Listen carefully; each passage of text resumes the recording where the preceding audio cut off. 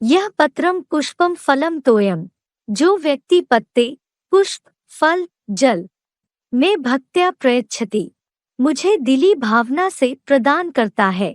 प्रयतात्मनः भक्तिपहरितम, प्रयत्नवान की भावना पूर्वक लाई गई। तत् अहम अश्नामि, उसको मैं ग्रहण कर लेता हूँ।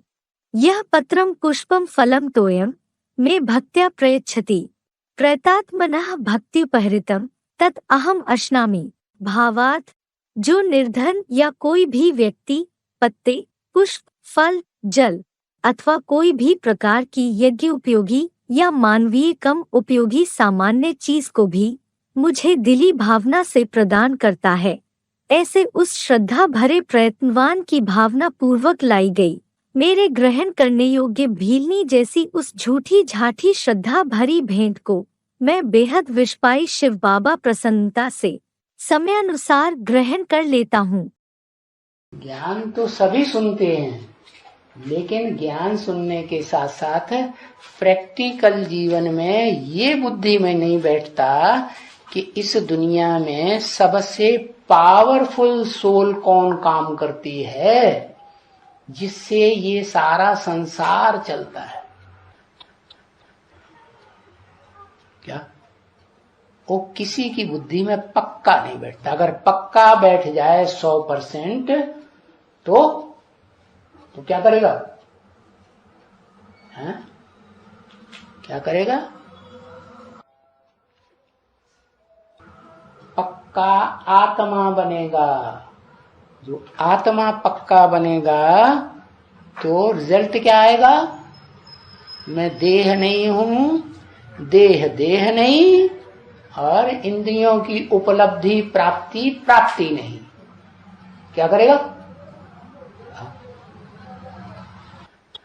सहज काम है? नहीं, सहज काम नहीं है? बढ़िया उस आत्मा को लड्डू पेड़ा सामने आ जाए तो छोड़ देता है क्या? कि छोड़ देगा? हैं? सैक्रिफाइस करेगा। अच्छा, किसके लिए? तुम्हारे लिए? अच्छा, चलो ठीक है, करता होगा। अपने राम का तो बस का नहीं है क्या? और उसमें भी खास करके कोई माताएं हैं बड़े प्यार से लाती हैं। गीता में तो लिखा हुआ ना, अरे वो बीज रूप आत्माएं शास्त्रों के ऊपर विश्वास करने वाली होंगी कि नहीं होंगी? सब नहीं होंगी। दूसरे धर्म का छिलका होकर चढ़ा होगा तो नहीं होंगी, लेकिन जो पक्की सूर्यवंशी आत्माएं होंगी वो तो विश्वास करेंगी ना। हाँ, तो गीता में तो लिखा हुआ है क्या? पत्रम पुष्पम फलम तोयम यो मे श्रद्धा प्रयच्छति, उनको मैं ग्रहण कर लेता हूं।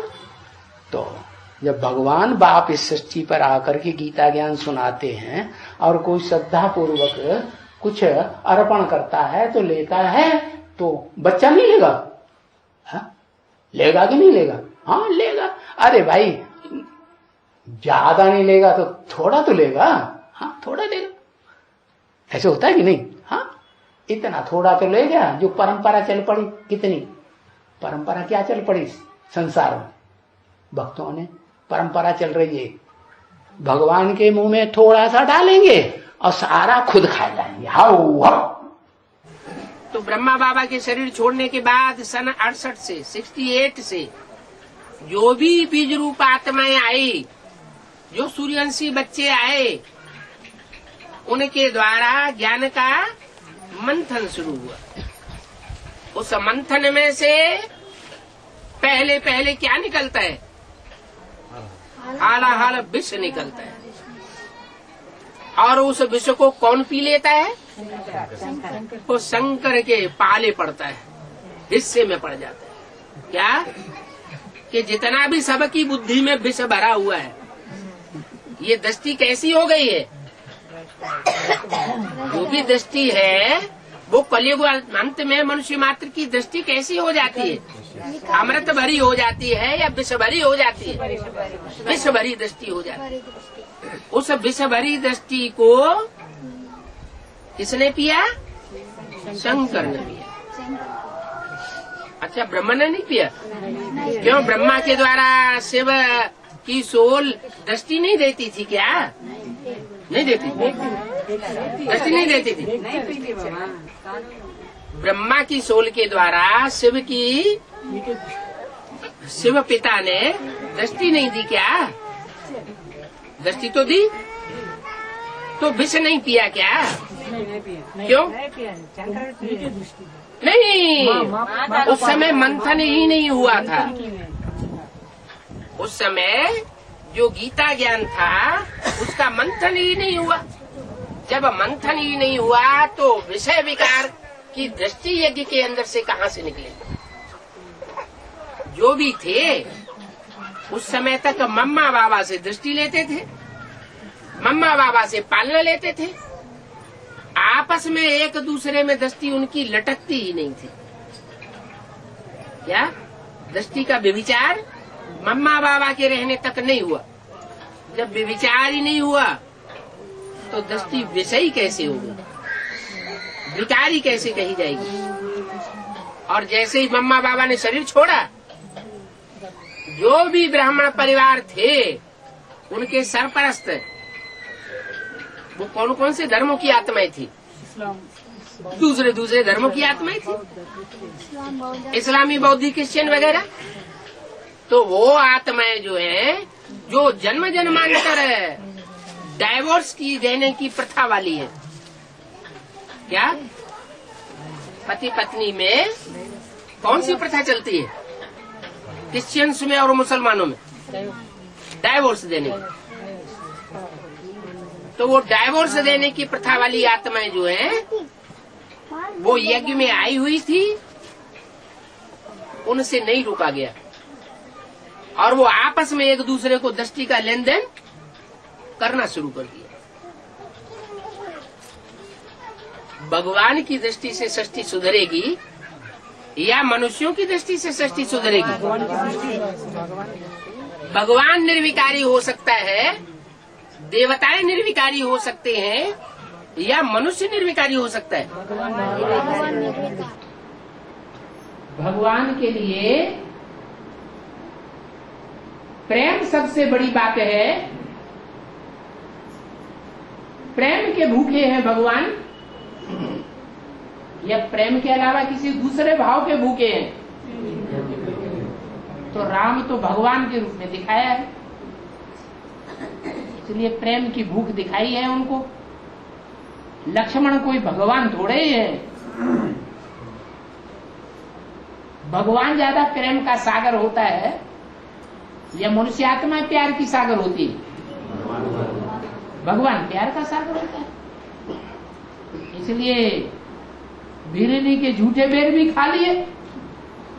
भीलनी को शूद्राणी के रूप में दिखाया है, लेकिन भगवान पतितों को पावन बनाने के लिए आता है या पावन को पावन बनाने के लिए आता है? उसे ये थोड़ा ही देखना है कि ये शूद्राणी है, ये ब्राह्मणी है, ये पतित है, ये पावन है। भगवान तो सबको पावन बनाने आता है। तो भीलनी के भी झूठे पैर स्वीकार कर लिए। भगवान के दिल के अंदर प्यार की बात है या दूसरा भाव है? प्यार देखा जाता है, सच्चा प्यार किसका है? जो भी है, जैसा भी है, अर्पण करने का भाव क्या है? हमारे पास जो भी है कपपन है, तो जो भी कपपन है अर्पण कर दिया। किसी के पास करोड़ है,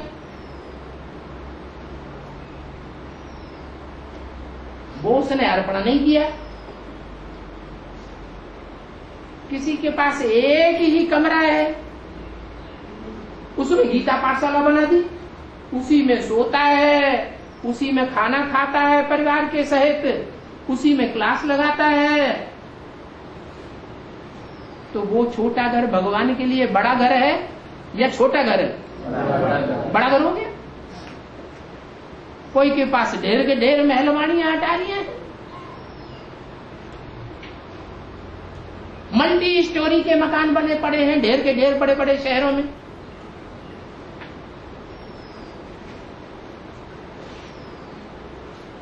भगवान के हाथ कुछ भी नहीं आता है,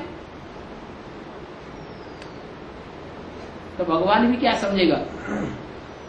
यही तो समझेगा 8 गांव का चौधरी 20 गांव का राम, अपने काम ना आवे तो ऐसी तैसी में जाओ नरक में।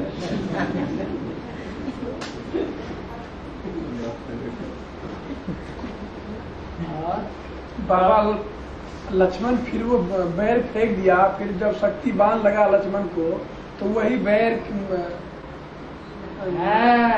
संजीवनी बूटी बना और किसी के पास जो कुछ भी है अगर भाव से अर्पण करता है तो उसका तिरस्कार नहीं करना चाहिए। कोई गरीब है और गरीब के पास कुछ है ही नहीं देने को ज्यादा, लेकिन कोई पंडित जी हैं दान दक्षिणा देने वाले, और गरीब ने उनको एक चवन्नी दे दी, एक पैसा दे दिया, पंडित जी हमारे पास ये दक्षिणा है, टैक के चले गए, तो पाप बन गया या पुण्य बन गया?